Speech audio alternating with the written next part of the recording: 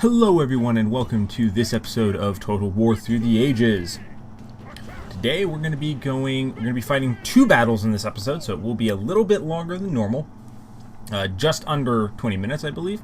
So just strap in and we'll be getting into the battles fairly quickly. They will definitely be making up the majority of this episode. So the current situation is, as you can see, our army in the north is making good progress up there. We were able to auto-resolve that fight, and we're going to continue on that way. Now, this army I was going to be sending over to try and get them to over towards Narbu Martius, because I didn't know that the Britons had a large army outside of Massilia. I didn't see that until I already moved these guys close in, and I thought, okay, well, instead of just taking them back, because I'd rather not retreat, I really wanted to actually move them forward to try and rendezvous at Narbu Martius. However, there was a third Briton force, a relatively small one, that was in my way, blocking the path of that army.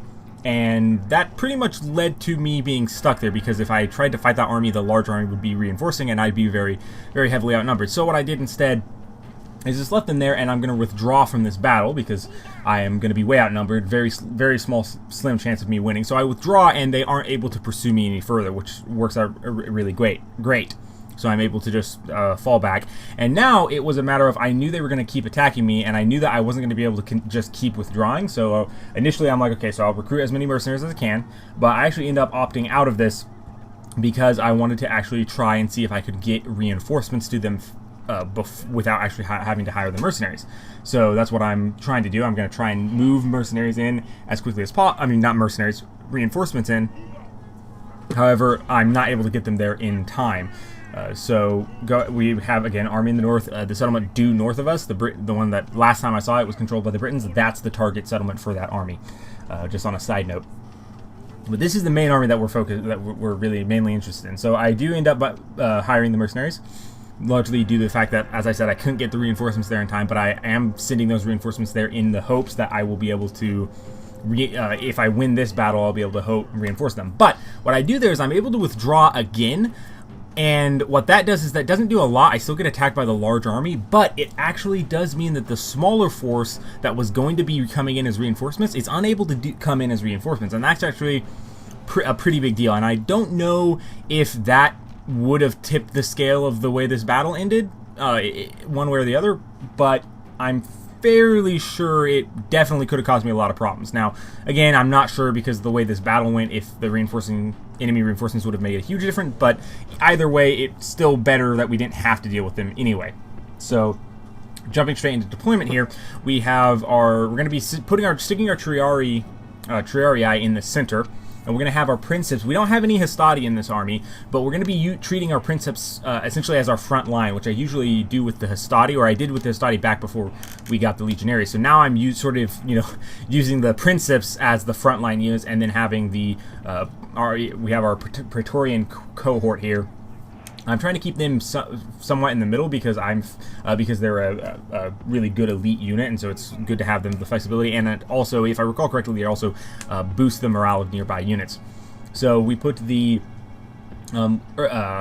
the Legionary unit, the Legionary cohort, on the left side, and then we're putting the early Legionary, which is slightly not as good, on the right side. And as you'll see, I do the opposite with the cavalry. I put the Mercenary cavalry, because it's weaker, on the side that has the Legionary cohort, which are the stronger infantry unit. And then, since I have the weaker version of the early Legionary, which is the weaker, I put my better heavy cavalry unit on the right. So then the Mercenary warbands, I split 2 and 2 on either flank. And they actually do a lot of work for me in this battle. So, and I also put my general on the left side for the same reason, that it has the weaker unit of cavalry over there. So I kind of wanted them. I trusted in my Roman heavy cavalry to be able to fight. Their Legionary cavalry, which is heavy cavalry, to kind of stand up on its own on the right flank there. So right off the bat, we just do all of the main non-mercenary infantry units, just advancing them up, and then the mercenaries will be coming up, kind of covering the flanks. Now, the mercenary units are really useful for two reasons. One, because they have a lot of guys in them. Now, their morale isn't as good, of course, as my normal units. However, that's not that big of a deal, because just because they have so many guys, they're very effective at bogging down enemy units. And that's pretty much what I mainly use them for, is kind of countercharging, or to block an enemy charge, essentially, by having them charge in and or get in the way so that my more important units won't have to take the charge. Now, the Britons deployed at angle to me, so their left flank hits me first, and their right flank is a bit slower getting into position. So here on the left side, we go ahead and get engaged. Like I said, charging the warband units in there. The Princeps are going in as well, and we're going to swing the mercenary cavalry around the left flank and get some rear charges off. Now, I did notice them moving up on my right, so I pulled my Roman cavalry back. I wanted to avoid getting them caught out.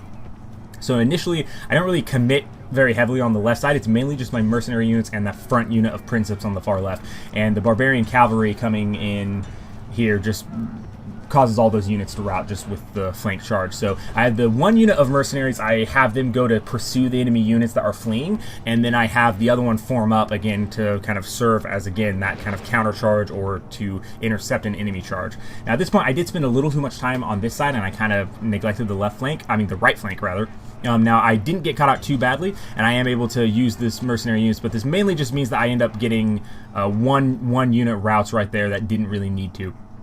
And so at this point, I do pause because I didn't want to.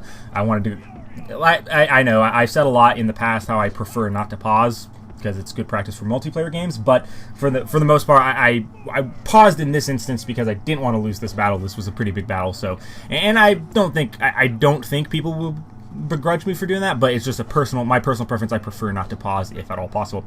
Anyway, so we kind of just push up our left and center because we're getting engaged on the right, so I wanted to go ahead and push back at the enemy on the left flank where I've already routed several of their units, as well as kind of in the center because their left is a little bit apart from their center, so I think I can basically kind of drive those my center right units in, and you'll see right here I'm able to charge some of these units in the flank.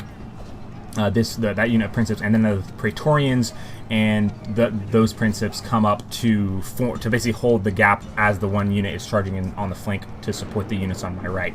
And then the mercenaries are coming in on the left. Well, actually, sorry, skipping back over here to the right side. The Barbarian cavalry, I basically get to get around the units. Again, their right flank is way too extended, and so I am essentially able to separate their center and their right with my cavalry going through there along with a couple of infantry units. Now, my Roman cavalry, I wasn't paying enough attention. They did get caught out. A mistake on my part. I need to get better at paying attention that my cavalry doesn't get caught out like that, because that's just unneeded casualties. So I initially was going to charge into that unit, but then I kind of saw like they weren't engaged with anyone else, so I pulled them back in and charged in the center and basically caused their entire center to rout rather.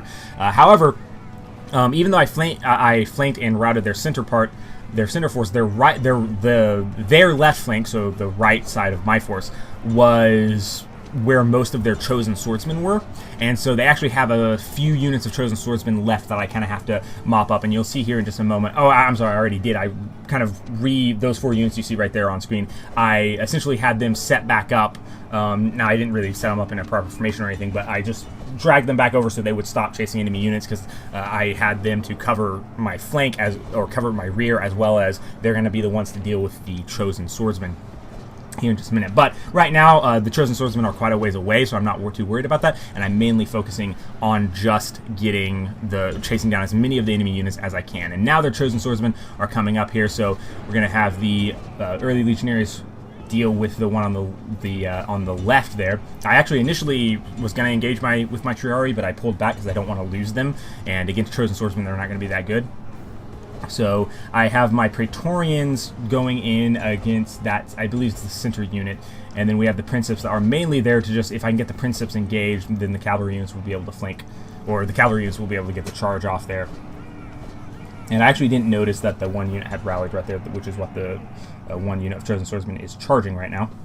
Now I'm sending my general over to support on the left side, and I've got my cavalry, my mercenary cavalry kind of in the middle, and the Roman cavalry on the right there. So I pulled my Roman cavalry out of the charge because I wanted to wait and get the infantry engaged, but I am able to I'm able to squeeze my mercenary cavalry through in between the 2 enemy units and then get in on the flank charge, which causes that one to rout. And I'm going to do the same thing with my Roman cavalry on the right flank, and I actually go ahead and send my Barbarian cavalry in as well. So pretty much flank charges. The Roman cavalry, I should have pulled them back so they were more behind the unit, but either way. So that's basically we routed the enemy army, and I continued the battle to run as many of them down. Those were the end stats for the army. And now we're going to jump straight into the second battle, 2 battles in 1 episode, and because this is I wanted these to be together because they flowed really well together. Sorry about that, I had a cough, but yeah, as I was saying, I wanted them to, these 2 battles flowed really well together because it's, that was on the enemy's turn, they attacked me, and so this is now on at the very next turn, so right after that battle was fought, I bring in those reinforcements that I already had en route, form into a larger force, and attack these guys right off the bat. So, going into this battle, my deployment was pretty standard, as you will see here momentarily. So basically the goal of this battle is my goal is to crush as much of this force as I possibly can, because I do not want them being able to rally at all. So I set up my Triarii in the center because it's the Triarii are actually a stronger unit than the Auxilia. Auxilia are fine on their own, but Triarii are actually better because they're more heavily armored, so they have a little more staying power. I set the 2 Auxilia units on either side, and then we're going to be having the Princeps act as sort of the sword infantry units up in the front, and then my Legionaries and Praetorians are going to be acting as my countercharging units, or my offensive units, as where the Princeps and the Auxilia as well are actually, I'm using them to essentially block enemy charges, so they get charged by the enemy, and then my Legionaries can countercharge those units, and that's what I like doing that a lot, because you can use the weaker units to eat the charge. Even if they rout when they get charged, it still basically allows the enemy's charge not to have as much impact. So I actually stack up all of my mercenaries on the left side there, and the reason for this is I am going to be putting all my cavalry on the right flank. So here we have the javelin. Basically, I put all my light cavalry, or I guess Equitas are technically light cavalry, but I put my mercenary cavalry and my skirmisher cavalry, my Auxilia cavalry on the left flank, and then I'm going to put both of my Roman my legionary cavalry, which are heavy cavalry, and my Equitas on the right. So that's why I put all the mercenaries I have on the left flank as well. Now, this actually ends up working backwards. Like, if I'd had my mercenaries on the right, it would have worked a lot better because they'd be a lot closer to the enemy. And for cavalry to have to travel a longer distance, that's not that big of a deal. But for the infantry, it's going to take them a while. So I didn't really expect the AI to deploy off in that distance. I need to start kind of thinking about that more. But honestly, in this situation, I honestly probably wouldn't. I mean, there's no way of knowing where they were going to deploy, and if I deployed over on the right, they might have just deployed on the far left. So, you don't know where the enemy's going to deploy, and that's just kind of part of the thing. You set up as best you can. And so in this one, I usually just set up in the center unless I'm defending, and then I'll set up, if there's a better place for me to set up, I'll set up there. As we actually saw in the last battle, I don't know if I actually showed that part of the deployment, but actually my entire army was shifted over to the left a bit in the last battle because there was it was a lot more level ground, as we're in the where the center of my deployment zone in the previous battle was actually kind of on the slope of a hill, and it was going against me, so I would have had to be fighting uphill. So I just shifted over to the left where it was a little more flat ground, and the enemy came to me, which is again partly why the enemy last battle were off, where their left hit me first before their right did, because their right was farther away, which is kind of the situation I'm going to be in here, where my left flank is going to be farther away from the enemy than my right flank. Now, what I was hoping to do here is pull up, is of course get the left flank, have those guys get around more quickly, or as quickly as possible, so that we don't have a situation that I like last battle where I did to the enemy, of where only one of their flanks is engaged while the other one is still getting into position. So I wanted to avoid that, and worst case scenario, I can always just kind of pull my right flank back a bit to be more even with my center and left flank, which of course the AI didn't do, the AI being the AI, but I'll try and do that if that is how this battle ends up unfolding. I know I'm kind of talking about this, I played this, so obviously I know what happens, but I'll be perfectly honest, I don't remember exactly all the details, because the recording session that both of these battles are from, I fought a lot of battles that recording session, so I do apologize for not knowing. It's been and that was just a day or two ago, but again, I don't, a lot of the battles kind of got muddled together. So here we have, as you can see, I'm actually having the warband, the mercenary units on my left flank actually running, as where the rest of my army is pretty much just marching. Actually, no, I'm sorry. I think I have all the units on my left flank are actually running into position while all the units on the right are just marching. And again, this is to complete... Actually, I said that kind of backwards. I actually have a lot of some of the units on the right, on the left there actually are not running, and some of the ones on the right. Oh wait, I know why I did that. So I wanted to go ahead and get my line set. So that's why I had my units already go ahead and just sprint into position, so that they would already get set up and be ready for if the enemy continued the advance. And the other benefit is I can just sit here waiting for them to advance on me while the rest of my army is getting set up. And then once I'm fully set up, I will be able to advance against them, which is actually what I end up doing because they are kind of taking their sweet time. And as you can see, their units are kind of getting crisscrossed here. So I figure, okay, we're going to go ahead and take full advantage of this while where their formation basically falls apart. So we're going to go ahead and have the Auxilia charge in there, and the AI completely ignores that unit of Princeps, and I'm like, what? Why did they do that? But I'm not going to complain, so I charge that unit in to kind of do the flank there, and then I bring up the unit of Princeps behind them. I have them charge up, and then we have the cavalry, or not the cavalry, those infantry units kind of press up more on the right flank to cover that. And the mercenary warbands, basically what I decided to do with the mercenary units is I'm going to form them basically as sort of a net to catch the enemy units as they rout against my main army. So I kind of have them set up. I'm going to try and get them kind of behind the enemy on the path that I think the enemy is going to be routing from. And then we go ahead and have the mercenary cavalry move up very quickly, and then I have my skirmisher cavalry because I'm too busy with the other parts of the battle. I don't really focus too much on my skirmisher cavalry, so I go ahead and just have it. It does have skirmisher mode on, so it will automatically retreat, and I just have them chase after the enemy general and just harass them, and that has worked pretty well in the past for me. Now my mercenary war units actually got engaged. Now again, like I said, I kind of wanted them to not get engaged and just be there to catch enemy units as they routed, but either way, they go ahead and get engaged. I'm not too worried about it. I have 3 units and they only have 2. Plus, I'm going to be bringing up my reserve units here into kind of shifting them over to the left, which is where I'm weaker by far. Now, again, my skirmisher cavalry, just having them deal with the general. Now, my main cavalry force right here, I go ahead and pause this. Actually, I was going to pause it, but then I figured it's like, nope. I remembered my rule, and I was like, nah, I'm going to try and finish this without actually having to pause it. So I go ahead and ignore that pause. But this battle actually ends very, very, very quickly here. Because even though like a bunch of the enemy army still hasn't routed yet, like I kind of didn't use my cavalry properly. On a side note, my cavalry didn't use them effectively. I should have brought them in a lot sooner in the battle. As you can see, my general on the left side of the screen there is just sitting there, and I didn't use him for most of this, but it doesn't really matter because the enemy, when they kind of crisscross their formation, that's, you know, the AI just, I don't know why the AI does the things it does, but as soon as the enemy formation was crisscross, it's like, I took the opportunity because that was a perfect opportunity for me, and so that big blob of enemy of units they have in the center just rout pretty much instantly as soon as I get that one infantry unit around to do the flank charge. I charged my general in.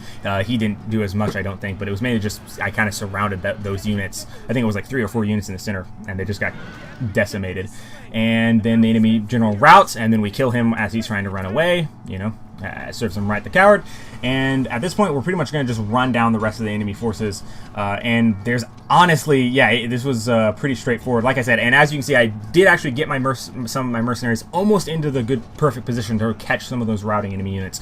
But for the most part, yeah, this battle is done. We're just mopping up. And there we go. And we actually, I did go ahead and leave this part in because it didn't last for very long. I actually went through this relatively quickly because I actually caught pretty much the entire enemy army. I don't think they had, I'm trying to recall, did they, I don't know, we'll have to see after the end of this battle if they actually had any survivors, but I don't think they did, because, again, I was able to get those mercenary units over kind of around the side and a little bit behind them, and the enemy units, when they routed, they kind of ran into them and just, I mopped them up really nicely. So this battle was probably one of the best ones I've had in terms of, like, catching enemy units. Yeah, they have, like, 15 guys got away. I do apologize. I usually don't leave the loading screens in, but this is the end of the episode. So thank you all for watching. I hope you enjoyed this extra long episode with the 2 battles, but be sure to check back for more Total War Through the Ages. The episodes of this series are released every Monday, Tuesday, Thursday, and Saturday. So we are going to take Massilia in the... Actually, I don't know if Massilia is the next episode because some other stuff happens in between. But regardless, till next time.